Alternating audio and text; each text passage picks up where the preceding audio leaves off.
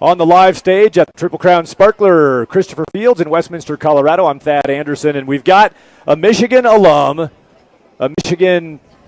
Have they renamed the program? Is it the Wolverines still, or is it the Ritters? Jenny Ritter. But before we get going with Jenny, Tommy Walker, who's from the Detroit area, has a make good. He just did his interview, and he kind of blew it. He really kind of blew it, honestly. So he had one thing he had to say. I had to say it. Go blue. Go blue. Go blue.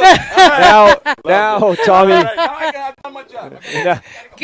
Now Tommy can go and coach with a clear conscience. Exactly. And I feel better, too. A full heart. We feel good about it. Yeah. I'm so glad we could do that for him, because it was eating him alive. As soon as he saw you over there, and you gave him trouble about it. I did. You have to give him trouble if you're not saying go blue. This is our good Michigan team. Jenny Ritter is a longtime friend of the Triple Crown series, and we actually did some work together over the years, and you've been in a variety of roles. Currently, it's a mouthful, so you're grassroots manager of fast pitch for the Wilson Brands. Yes.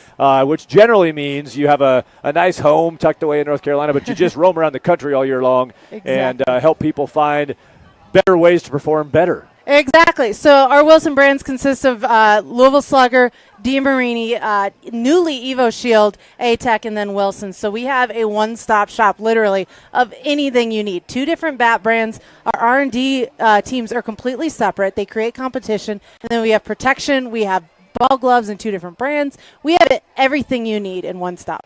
So among what you said there, that I think people would stop and go, wait, you said DeMarini and Louisville Slugger in the same list, and then you also mentioned the competition in R&D. Can you tell us? Explain really what that's all about. What are we battling it out in meetings? How's that work? Well, if you look at the market and you see what everybody's swinging, you see a lot of DeMarini out there, you see a lot of Louisville Slugger out there. How do we remain at the top? We have to compete. We can't rest on our laurels. We can't rest on what we have. So we don't collaborate. We don't want to make the same bat. We want to make 2 different bats, or a variety of different bats for every single type of player out there. And that's what makes us great as Wilson, is DeMarini hits a market that Louisville Slugger does not hit. Louisville Slugger hits a market that's a little different. And so we're able to kind of offer anything that you need in terms of bats.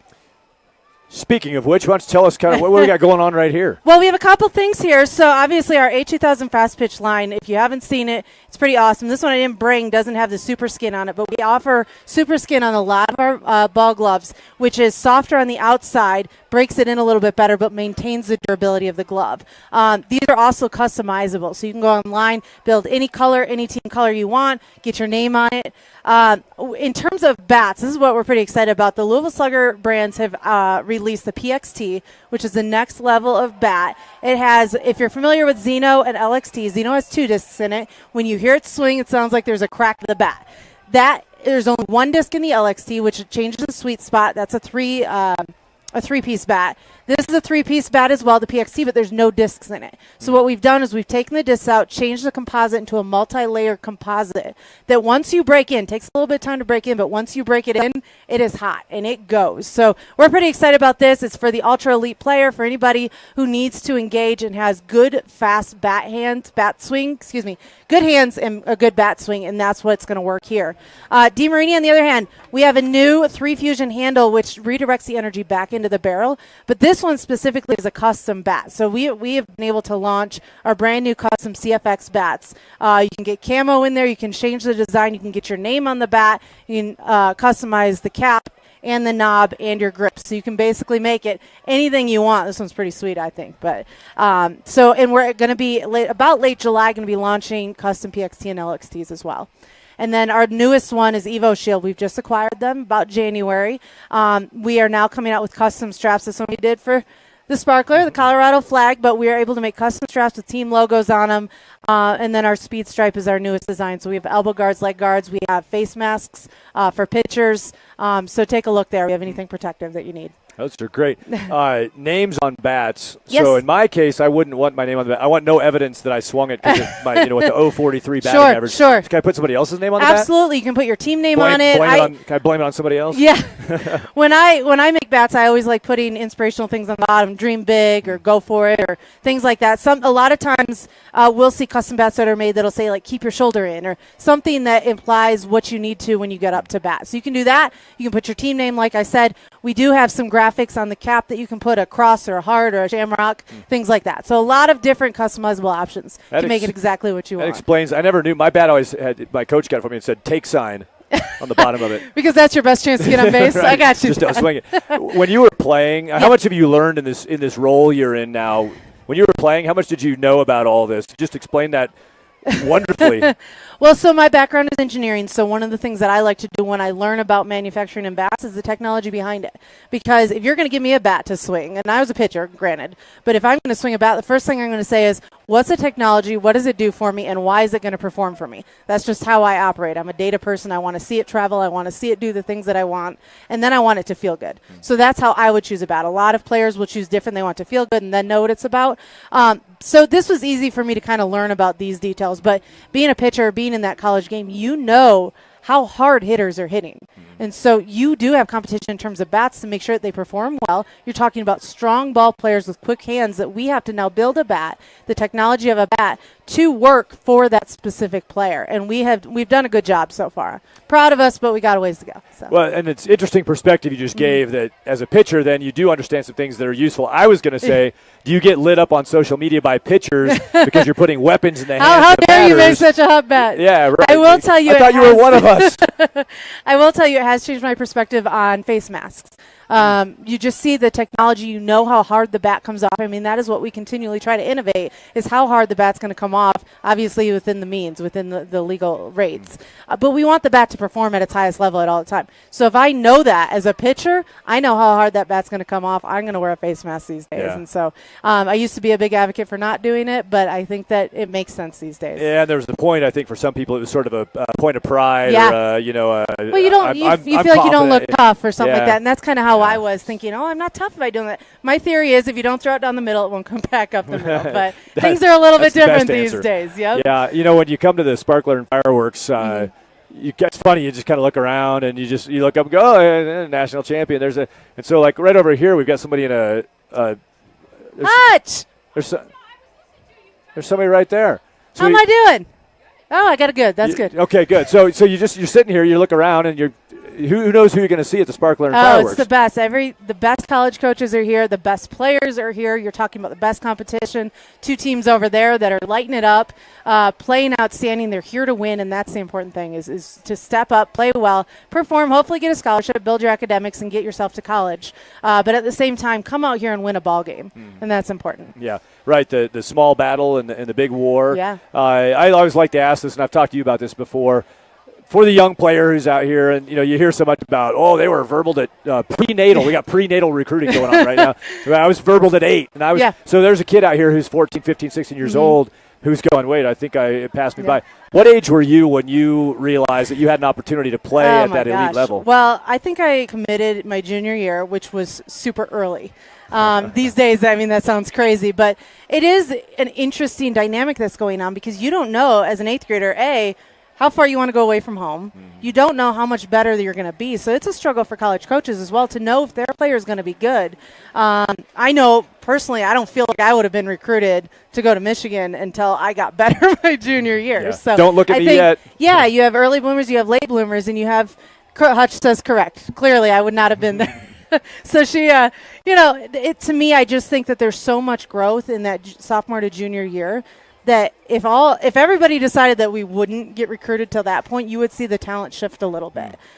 It's a tough battle. I mean, the kids have to be a little more mature when they're younger, and times have changed. And so my heart goes out to them in that respect, but they know they have to commit a little bit sooner. They have to be a little bit better when they're younger, and that's a lot of pressure to put on a kid, quite honestly.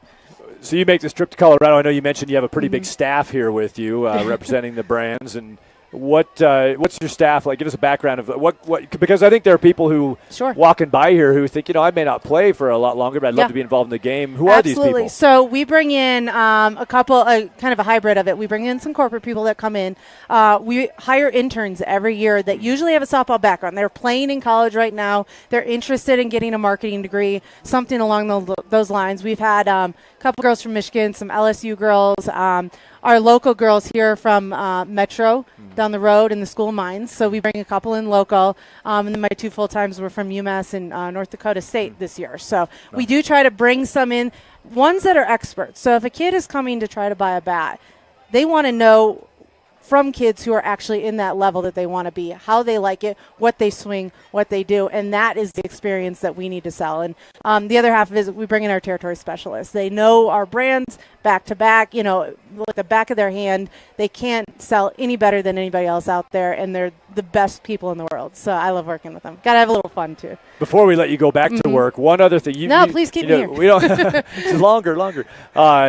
You don't mess around when you go out and travel. You try to make the most of work Correct. and life. Correct. So your shoes, which we can't really see, I won't make you try to throw them up on the desk, but you have some hiking shoes on. Right? So you have any plans here in Colorado? Well, I don't, although these are trail running shoes, and I really should get out and go running. But the great part about working at Wilson is that their parent company is Amer Sports, owns Precor, owns Solomon, which my shoes are for trail running, owns a bunch of other brands that we as employees get to kind of take advantage of. So we don't need to go shopping anywhere else. We just shop within our company.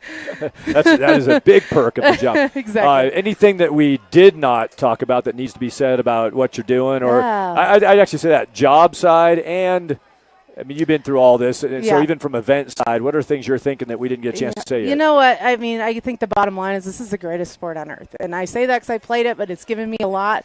But the girls that are here, this is the best place. This is the mecca of softball. So if you want to get recruited, if you want to go somewhere, you've got to be on a team that comes here. Hands down, the most important thing. But, I mean, in the end, you got to love it. It can't be a game. When you start so young, it's really hard to remember that it's not a job. It's an opportunity for you to get to college, to get an education, and live the rest of your life as a successful woman. And that's the important thing, and that's what softball does for a lot of people, and it's done it for me. So. There will be digital copies of this interview, and I think young people might want to just clip that part, put it on the bottom of their bat or wherever they can put it. Yep. Somehow remember that. That was well said. Thank you for sharing I'm that a with big us. believer of it. So it's Jenny Ritter, grassroots manager for Fast Pitch, the Wilson brands, and that whole suite of brands now.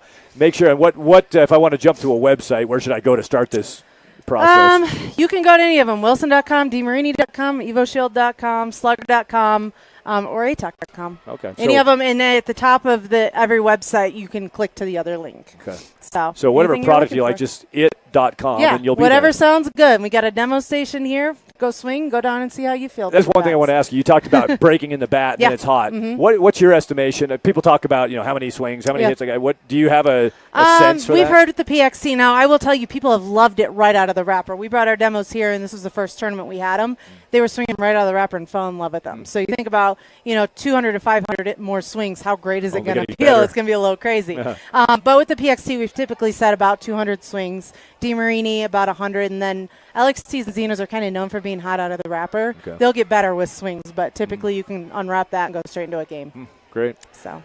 Well, you've done a nice job of introducing us to that. If you're here watching this, somebody streaming on your phone or something somewhere like that, head over on the other side of the park right here. You can check out the big display, the giant. You have like a whole village over there. We got a whole wall that way. Yeah, you can't miss us. And go demo some bets. Or go online and check it out. We don't have Tommy Walker to close it out with any kind of Michigan. Yeah, sorry, we didn't do that for you. And Hutch left too, so yeah, it's all right. You ran them all off. I know. As long as we're all Michigan fans, they're over buying product from your area. Done. You're right. Jenny, thanks for taking the time and enjoy the rest of your time here. Thank you. Good to see you. Good to see you.